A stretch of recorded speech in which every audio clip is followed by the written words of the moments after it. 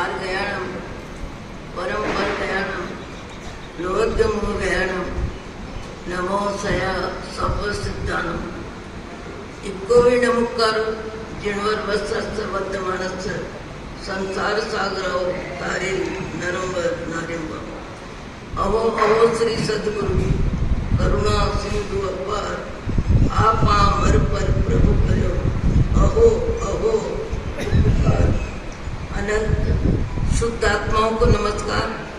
शुद्ध आत्मा स्वरूप प्राप्ति का लक्ष्य जिनका बन चुका है, प्रयत्नशील उन सभी साधकों के चरणों में नमन नमन नमन। प्रभु परमात्मा देवादिदेव भगवान महावीर स्वामी के शासन में राजस्थान की धरती कोटा शहर सत्संग और स्वाध्याय के माध्यम से हम अपने आत्मदेव को जागृत करने के लिए स्वाध्याय में सम्मिलित होते हैं।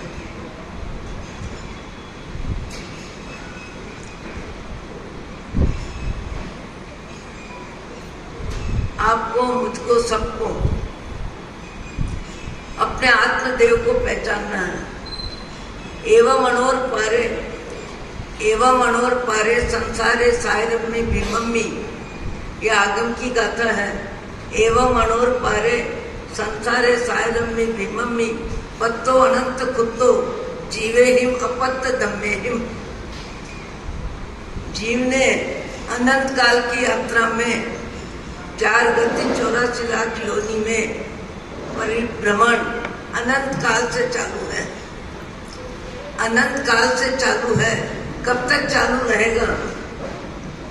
एवं अणोर पारे संसारे सायरम्मी भीमम्मी पत्तो अनंत कुत्तो। जब तक जीव आत्मा को नहीं जानेगा, आत्मा को नहीं पहचानेगा, जब तक शरीर और आत्मा दोनों का भेद अनुभूति के स्तर पे नहीं आएगा, वहां तक उसका परिभ्रमण चालू रहेगा। और चालू इसलिए रहेगा कि जीव ने सबसे बड़ी गलती की है अनंत काल में, अनंत काल से, कि मैं शरीर हूं, मैं शरीर हूं। जब जीव जिस शरीर में जाता है उस शरीर को मैं मानता है।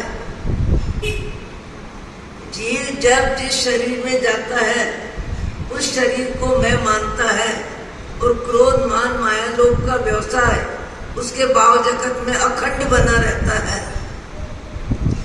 मैं और मेरे का घेरा, मैं और मेरे का घेरा हर जीवन में बनाता है।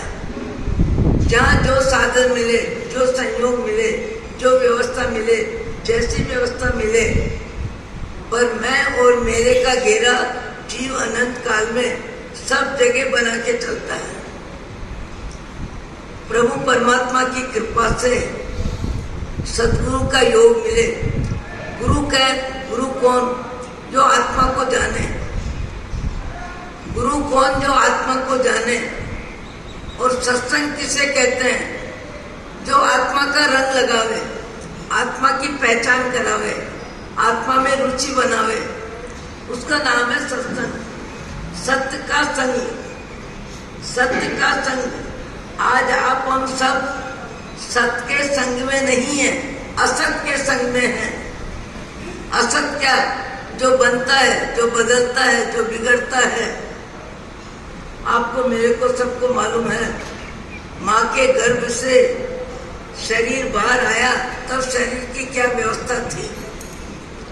और आज जो जिस उम्र में है, अपने शरीर की अवस्था, शरीर की व्यवस्था क्या है, हम महसूस कर रहे हैं। जो जितने वर्ष से मनुष्य शरीर में है, उसकी आकृति, उसका शरीर भी उसको पहचान कराता है कि तुम कितने वर्ष के हो गए, तुम कितने वर्ष के हो गए और कब से इस संसार में हो, परिवार में हो, समाज में हो। और 2 द्रव्य के बीच तेरे मेरे का व्यवहार सदा सदा चलता है, चलता रहेगा। कब तक? जब तक जीव को आत्मा का बोध नहीं होगा। आत्मज्ञान की प्राप्ति मनुष्य भाव में हो सकती है और आत्मज्ञान की प्राप्ति के बाद भी संसार रहता है, परिवार रहता है, समाज रहता है, सब रहते हैं, पर सब में रहते हुए भी व्यक्ति अपनी पहचान आत्मा से करता है। और जब तक जीव को आत्मा का ज्ञान नहीं होता है, वहां तक जीव पहचान शरीर से करता है, संबंध से करता है, संपत्ति से करता है, सत्ता से करता है, सुविधा साधन के आधार पे अपनी जिंदगी की व्यवस्था का मापदंड मानता है। ये स्थिति अनंत काल से जीव की चल रही है। यदि इस भाव में हमको गुरु का सानिध्य मिले, गुरु का योग मिले, जैसे इंद्रभूति गौतम स्वामी को भगवान महावीर का योग मिला, चंदन बाला को महावीर का योग मिला, चंड कौशिक सर्प को महावीर का योग मिला। कैसा योग मिला, कितना अद्भुत योग मिला कि चंड कौशिक सर्प को अपने अज्ञान का ज्ञान हुआ और अपना अज्ञान ज्ञान में आया। और ज्ञान में क्या आया कि मैं मुनि जीवन में था, पंच महाव्रत का पालन कर रहा था, उत्कृष्ट तपस्वी था, मेरे जीवन में बहुत ऊंचाई और अच्छाई थी, पर उसके बाद भी मेरा मान कषाय मेरे भाव जगत में जीवंत था। मेरा मान कषाय मेरे भाव जगत में जीवंत था। मान कषाय का आधार क्या होता है? व्यक्ति को मान सम्मान की ख्वाहिश होती है और मान सम्मान मिलता है तो उसके आधार पे अपने जीवन का मापदंड बनाता है। मान सम्मान किसे कहते हैं? सत्ता मिले, संपत्ति मिले, सुंदरता मिले, शिक्षा मिले, नाम की पहचान हजारों में हो, सुविधा साधन सारी शारीरिक अनुकूलता हो और उसमें चित्त की प्रसन्नता, इसी का नाम मान कषाय है।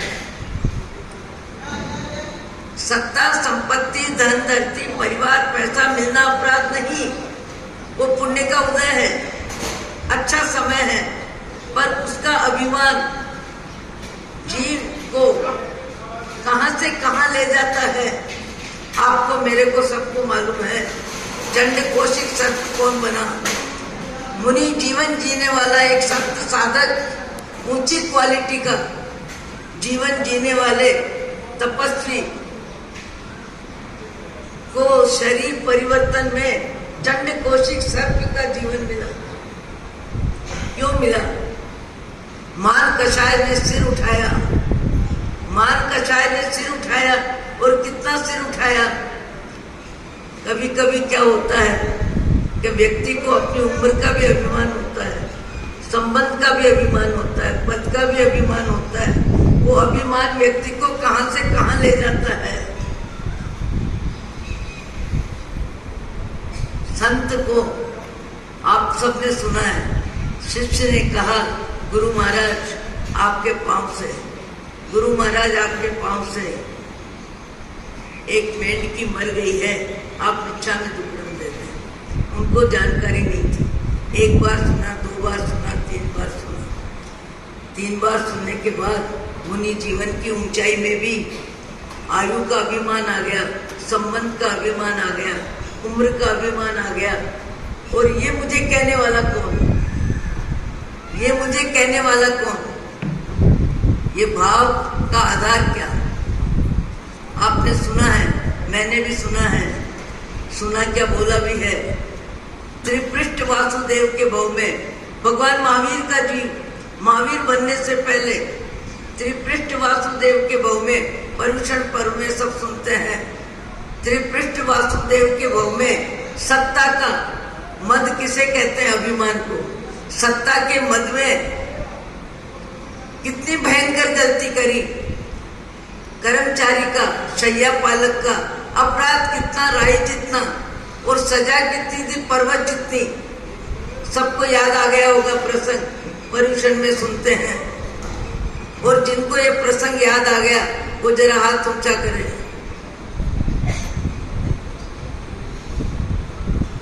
शैया पालक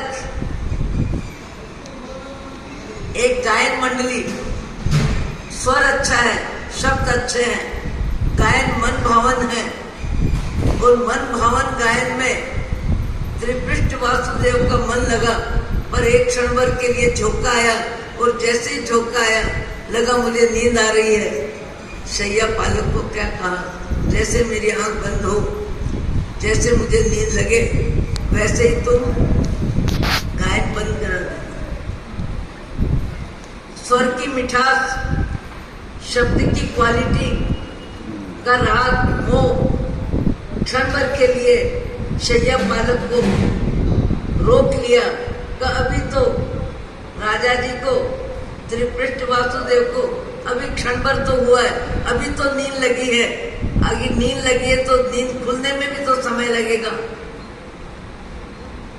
2 मिनट 1 मिनट का समय गायन सुनने में रुचि आ रही है, रस आ रहा है, शब्द अच्छे लग रहे हैं, और उस बीच ही राजा की आंख खुल गई, और राजा की आंख खुली वैसे ही शब्द क्या निकले, मेरी आज्ञा का तुमने भंग किया, मेरी आज्ञा का तुमने भंग किया। आज्ञा भंग प्राण दंड, प्राण भंग का दंड। कभी कभी कोई व्यक्ति छोटी सी गलती का भी अभिमान के आवेश में बड़ा दंड दे देता है। कैसा दंड दिया, और उस दंड का परिणाम क्या आया? त्रिपृष्ठ वासुदेव ने शैया पालक के कानों में शीशा डलवाया गरम गरम तेल का, और वो छटपटा रहा है, उसके प्राण निकल रहे हैं, और उसको प्रसन्नता हो रही है। आज्ञा भंग का निर्णय मिला। आपको, हमारे सबको अपने जीवन में शिक्षा लेनी है, चाहे पैसे की अधिकता हो, आयु की अधिकता हो, संबंध का महत्व हो, चाहे पद हो, चाहे पैसा हो, पर सबके बीच रहते हुए भी अपने आप के जीवन में पुण्य के उदय को पचाना आना चाहिए। पुण्य के उदय को पचाना आना चाहिए। पुण्य का उदय पचता नहीं है तो अपच हो जाता है। अपच हो जाता है, वो वाणी में आता है, व्यवहार में आता है, बातचीत में आता है, हंसने बोलने में आता है, खाने पीने में आता है। अपच, पुण्य का उदय भी पचना चाहिए। जैसे पेट रोटी पचाता है, वैसे पुण्य का उदय पचना आना चाहिए। पाचन शक्ति हमारी हर तरह से होनी चाहिए। सुंदरता का अभिमान, शिक्षा का अभिमान, संपत्ति का अभिमान। जब तक अभिमान है, वहां तक गुरु की शिक्षा का असर हमारे जीवन में नहीं है। गुरु की शिक्षा का असर कब होता है? जब जीवन में क्रोध, मान, माया, लोभ का अंधकार विदा हो जाता है और आत्मज्ञान का सूर्य प्रकाशित हो जाता है। तब व्यक्ति के जीवन में अपनी शक्ति को पचाने की क्षमता बढ़ जाती है। शक्ति को पचाने की क्षमता बढ़ती है। उसी का नाम गुरु की कृपा है, उसी का नाम गुरु का आशीर्वाद है। एक व्यक्ति जीवन में अनेक प्रकार के विचारों में उलझ रहा है। कभी ये परिस्थिति बदलती है, कभी ये बदलती है, कभी ये बदलती है, कभी ये बदलती है। सब प्रकार की परिस्थितियां बदलती रहती है। मुझे जीवन में ऐसा मंत्र चाहिए, ऐसा मंत्र चाहिए। अपने मंत्री को कहते हैं, मुनिम को कहते हैं, और कहा क्या कि तुमको ऐसा आशीर्वाद गुरु से लाके दो मेरे को कि जिससे मेरी मानसिक शांति भंग न हो और मेरा मन बात बात में अशांत न हो। परिस्थिति को पीने की ताकत हो, परिस्थिति को झेलने की ताकत हो, परिस्थिति में समत्व आ जाए। यह भी देखा, वह भी देखा। जीवन परिस्थितियों का पिटारा है। परिस्थितियां बदलती रहती है और बदलती हुई परिस्थितियों में हमारे भाव जगत में क्रोध, मान, माया, लोभ का व्यवसाय चलता है और व्यवसाय में पुराने कर्मों क्षय होता है और नए कर्मों का बंद होता है। ये क्रम अनंत काल से चल रहा है। पुराने कर्मों का भुगतान, नए कर्मों का बंद। भुगतान के समय जीव बंधन करता है। ज्ञानी जो होता है वो कर्म के उदय को समता के साथ जीने का अभ्यास करता है, जीने में परिपक्व होता है, जीने में अपने जिनवाणी का ज्ञान उसके जीवन में इतना प्रकाशित हो जाता है, इतना प्रकाशित हो जाता है कि व्यक्ति हर परिस्थिति को झेलने के लिए तैयार हो जाता है। आपने हमने सबने सुना है, गुरुदेव विचक्षण सिंह जी महाराज के जीवन में असाता वेदनी का उदय आया, कैंसर जैसा रोग आया, पर उस रोग के आने के साथ ही उनके भाव जगत में गुरु कृपा से ज्ञान का सूर्य उदित हो गया और उदित होते के साथ उन्होंने दादा गुरुदेव से एक ही प्रार्थना करी, हे दादा गुरुदेव, मेरी समता बनी रहे, मेरी क्षमता बनी रहे, मेरी सहनशीलता बनी रहे। ये जिनवाणी का मुझे सहारा मिला है, जिनवाणी का योग मिला है। मनुष्य जीवन में संवर भाव निर्जरा कर्मों की हो सकती है, ऐसा मुझे ज्ञान मिला है। पुण्य पाप के झूले में झूलते तो अनंत काल हो गया, पर संवर भाव कब आएगा?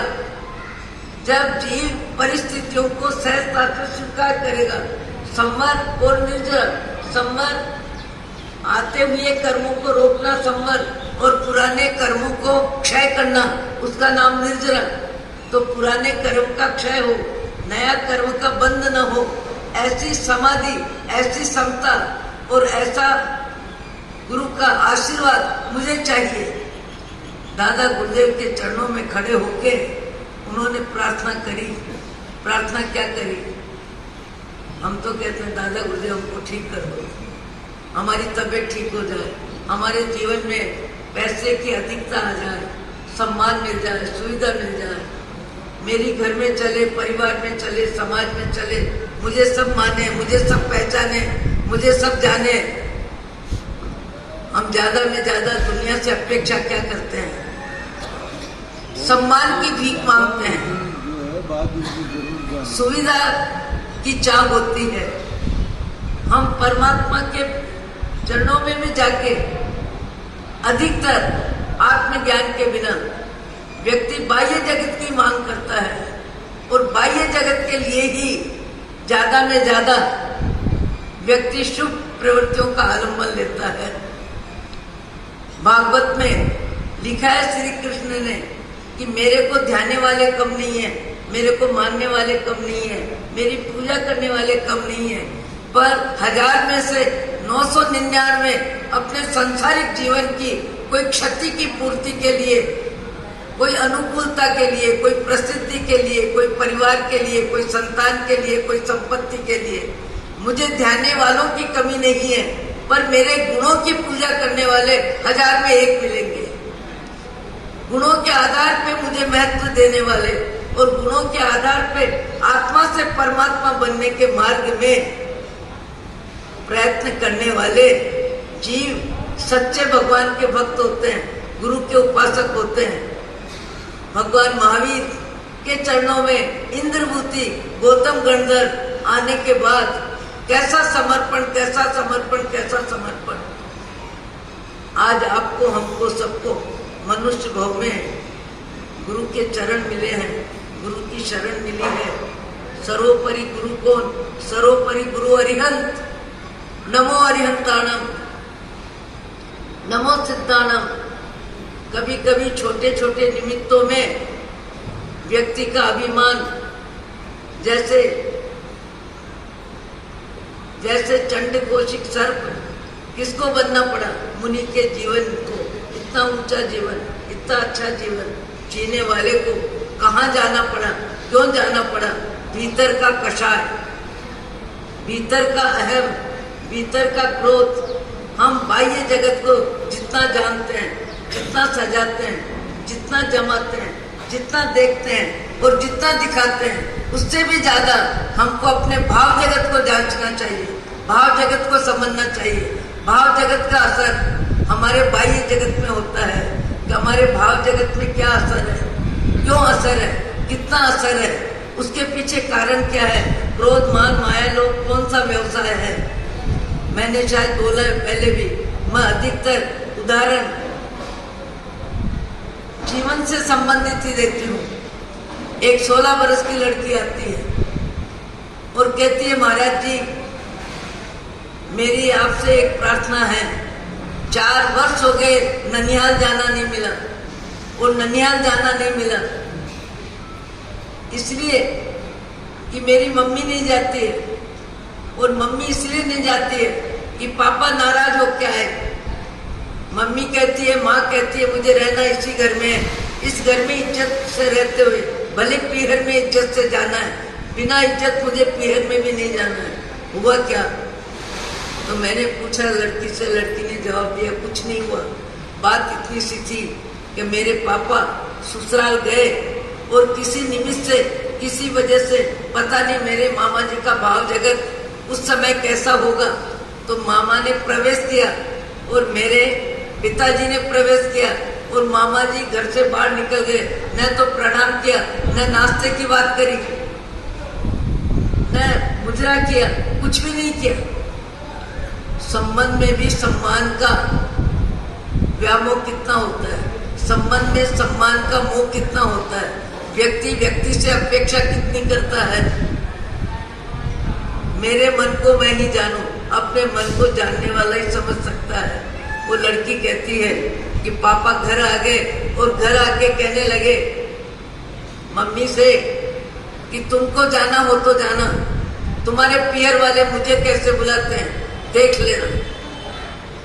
मम्मी समझ गई कुछ भाव जगत बदल गया है, कोई निमित्त विपरीत मिल गया है। मम्मी ने ज्यादा कुछ नहीं पूछा, बात सब सामने आ गई।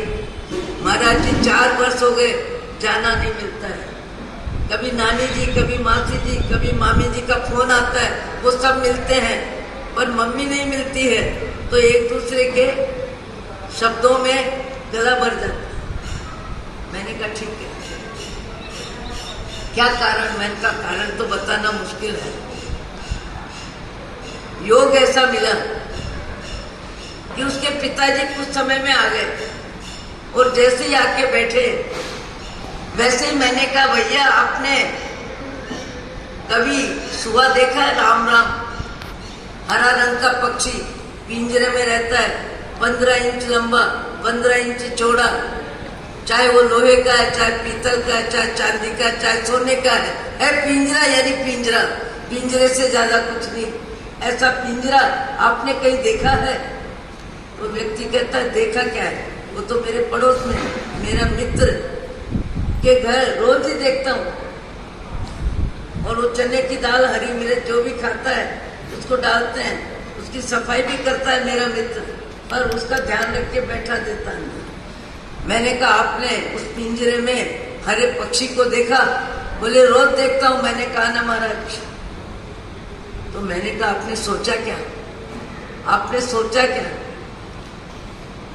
आपने सोचा क्या कि हजारों पक्षी आकाश में उड़ रहे हैं, स्वतंत्र जिंदगी जी रहे हैं, अपनी इच्छा से इधर से उधर, उधर से इधर भ्रमण कर रहे हैं।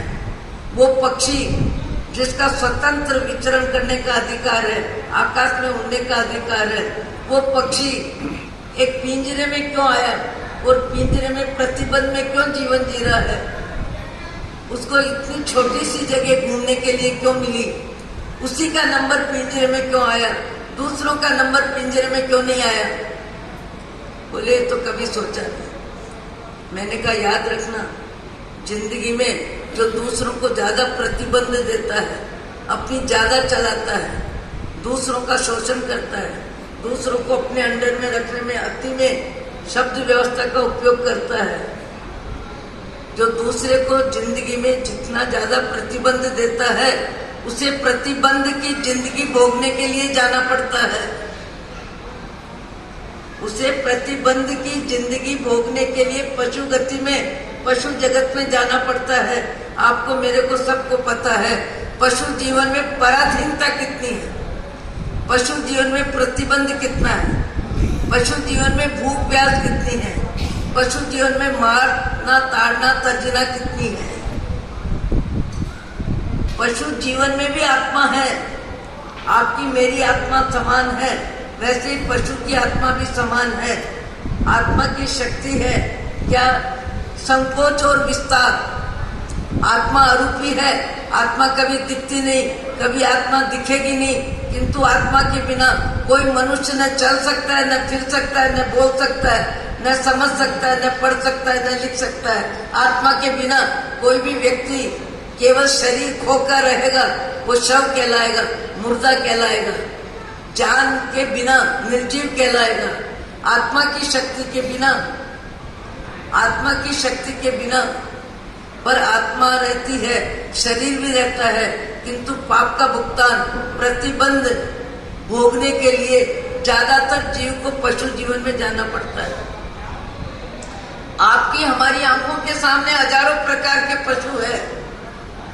अपमान और अभाव। मनुष्य जीवन में शरीर सीधा है, पशु का शरीर आड़ा है, पशु का शरीर आड़ा है, मन सीधा हो गया। मनुष्य पुण्य के उदय में शरीर जितना सीधा है, मन उसका आड़ा टेढ़ा है, और आड़ा टेढ़े मन से जो जीता है उसको पशु जीवन में जाके कर्मों का भुगतान करना पड़ता है। आप हो कि मैं हूं, कोई भी हो, जन्म की व्यवस्था, मृत्यु की व्यवस्था, सुख दुख की व्यवस्था सबके लिए समान है। प्रकृति के वहां कोई तेरा मेरा नहीं है। आपको हमको अच्छे समय में इतराना नहीं चाहिए। अच्छे समय में विनम्रता बढ़नी चाहिए, सरलता आनी चाहिए, क्षमा भाव आना चाहिए, सहजता आनी चाहिए, उदारता आनी चाहिए। ज्यादा में ज्यादा सद्गुण बढ़ने चाहिए और दुर्गुण घटने चाहिए। हमको अपने जीवन में कभी अपने को जांचने के लिए कॉपी लेके बैठना चाहिए और देखना चाहिए मेरे जीवन में कौन कौन से दुर्गुण हैं, कौन कौन से दुर्गुण हैं जो मनुष्य जीवन की उपलब्धि को व्यर्थ कर रहा है। गौतम स्वामी को महावीर मिले, चंदन बाला को महावीर मिले, चंड कौशिक को महावीर मिले। आपको हमको भी जिनवाणी का स्वाध्याय मिला है, जिनेंद्र भगवान का मार्ग मिला है, और गुरु गम का योग भी जीवन में आता है, जीवन में मिलता है, और जीवन जीने की दिशा भी बदल जाती है। मेरे को कईयों ने कहा, महाराज आपके बारे में हमने बहुत कुछ सुना। मैंने कहा जो भी सुना मन गढ़ंत बातें ज्यादा है। गुरुवर्य विचक्षण सिंह जी महाराज के दर्शन का योग सन 56 में अजमेर अष्टम शताब्दी दादा दत्त सूरी गुरुदेव की 50 फुट दूरी पे मैंने गुरुवर्य विचक्षण सिंह जी महाराज को अपनी आंख से देखा, और देखते के साथ उनकी योग्यता जो भी रही, मेरे भाव जगत में एक क्षण भर के लिए परिवर्तन आया कि मुझे इनके चरणों में जीवन जीना है, और उसके बाद विकल्प भी नहीं आया कि क्या होगा, कैसा होगा, कैसे जीवन जीएंगे। आज मुझे मानव जीवन में, मनुष्य शरीर में, मुनि जीवन के चोले में जीवन बिताते हुए अहंकार नहीं पर गुरु कृपा का फल है कि 67वां वर्ष है। गुरु जब गुरु जैसे मिलते हैं तो शिष्य में गुरु के गुण सारे आ जाए, ये तो संभव नहीं है, क्योंकि योग्यता अपनी अपनी है, पात्रता अपनी अपनी है। पात्रता के अनुसार व्यक्ति का विकास होता है, पर जिसकी जितनी पात्रता होती है उसको गुरु का आशीर्वाद मिलता है, और जितना आशीर्वाद मिलता है उसके भीतर के जगत में भाव परिवर्तन होता है। भीतर के जगत में क्रोध कम होगा, लोभ कम होगा, ईर्ष्या खत्म होगी, द्वेष खत्म होगा, दूसरों को देख के दुखी होने की आदत खत्म होगी। ये सारे दुर्गुण है। कई बार व्यक्ति क्या करता है, दूसरे की ऊंचाई को देख के हैरान हो जाता है, किसी का रंग रूप देख के हैरान हो जाता है, किसी की प्रसिद्धि देख के हैरान हो जाता है, किसी की प्रशंसा सुन के भीतर ही भीतर मन दुखी हो जाता है। ये दुर्गुण हमारे जीवन में जितने भी हैं, जिसके भी हैं, उसे गुरु पूर्णिमा के दिन अपने जीवन को जांचना चाहिए, अपने भाव जगत को दर्शन करना चाहिए, एक लिस्ट बनानी चाहिए कि मैं आकृति का मानव तो बन गया पर प्रकृति से मानव कब बनूंगा, और बना तो भी महामानव बनना बाकी है। आकृति का मानव, प्रकृति का मानव, पर महामानव बनने का चांस भी मनुष्य जीवन में है। आत्मा से परमात्मा का मार्ग तय करना भी मनुष्य जीवन की उपलब्धि है, मनुष्य जीवन की योग्यता है। मनुष्य चाहे तो बहुत जीवन में आगे बढ़ सकता है। आज गुरु पूर्णिमा को कई व्यक्ति मुझे बोल के गए हैं, महाराज हम 4 दादा गुरुदेव की भक्ति करने जा रहे हैं, 4 दादा गुरुदेव, चारों दादा गुरुदेव के दर्शन वंदन करेंगे, नाकोड़ा जाएंगे, वहां जाएंगे, वहां जाएंगे। 4 दिन का प्रोग्राम करके गुरु वंदना के लिए गए। गुरु वंदना के लिए जाने वालों को मैंने कहा कि गुरु से प्रार्थना करना कि मेरे भाव जगत में मैं आत्मा हूँ ऐसा उजाला कर दे, ज्ञान का दीपक जला दे, अज्ञान का अंधकार मेरे ज्ञान में आ जाए और मेरे दुर्गुण कम करने में मेरा पुरुषार्थ जग जाए। दादा गुरुदेव आपने 9 वर्ष की उम्र में दीक्षा ली, 9 वर्ष की उम्र में संयम लिया और कम उम्र में ज्ञान का उजाला अपने जीवन में और जगत के जीवन में कितना प्रकाश किया। बड़ा आश्चर्य होता है कि दत्त सूरी दादा गुरुदेव ने 1,30,000 नूतन जैन बनाए और नूतन जैन बना के फिर उनके संस्कार स्थिर रहे, मजबूत रहे, फिर वो हल्के आचरण में न चले जाए, इसके लिए उस जमाने में रोटी बेटी व्यवहार कराया।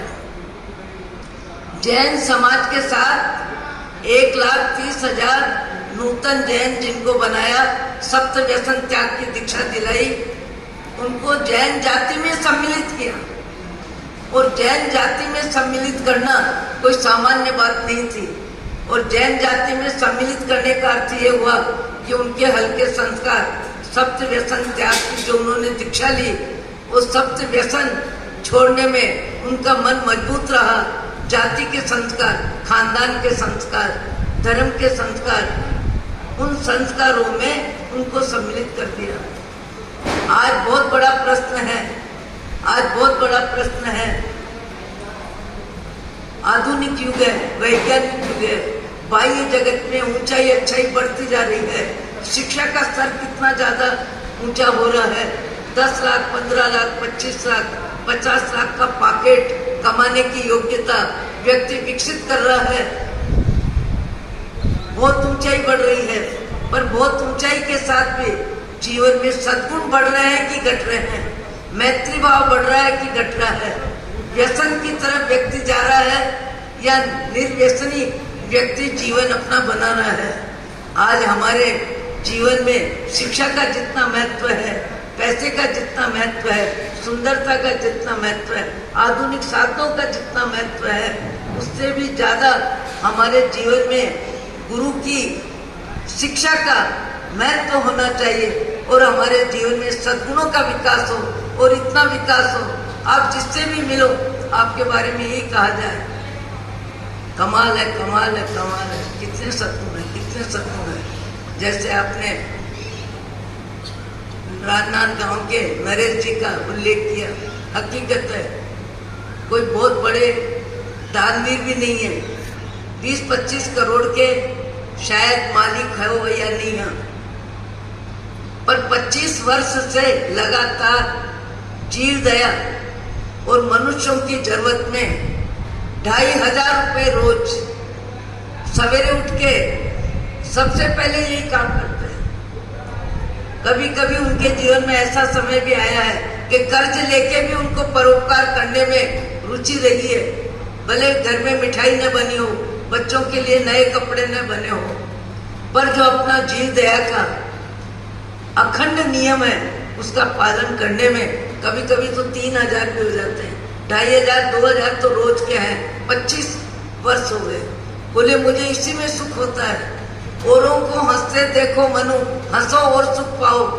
औरों को हंसते देखो मनु, हंसो और सुख पाओ। अपने सुख को विस्तृत कर लो, सबको सुखी बनाओ। व्यक्ति को खाने का जितना आनंद, उससे ज्यादा खिलाने का आनंद होता है। क्रोध में बोलने का जितना आनंद है उससे ज्यादा क्षमा का आनंद होता है। व्यक्ति को अपने अवगुणों को देखने में और दूसरों के गुणों को देखने में कितना भाव जगत बदलना चाहिए। आज हमारे जैन समाज में जैन दर्शन को जानने वाले 5 महापंडित थे जिनको गुरु से ज्ञान मिला, गुरुता जीवन में आई, शास्त्र ज्ञान मिला और ज्ञान 45 आगम का ज्ञान जिनको था। ऐसे पंडितों का नाम याद होगा आपको, पंडित सुखलाल जी, दल सुख मालावण्य, सागरमल जी, सुखलाल जी आदि 5 बड़े पंडित थे ओसवाल समाज में। 5वें पंडित जिनका नाम था सागरमल जैन और मालवे में जिनका कार्यक्षेत्र आखिरी में हुआ, नाम क्या है उस गांव का? शाजापुर।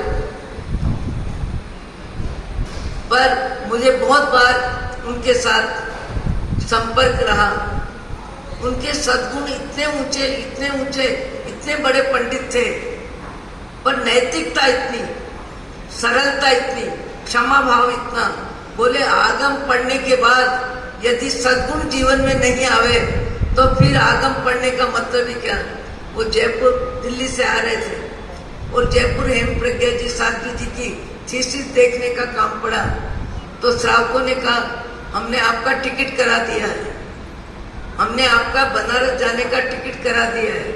उन्होंने तत्काल कहा मेरा टिकट दिल्ली से बन चुका है, दिल्ली से बन चुका है बनारस का, अब कहीं पैसा लेने की गुंजाइश नहीं है, यहाँ से मैं 1 पैसा भी ले नहीं सकता हूँ।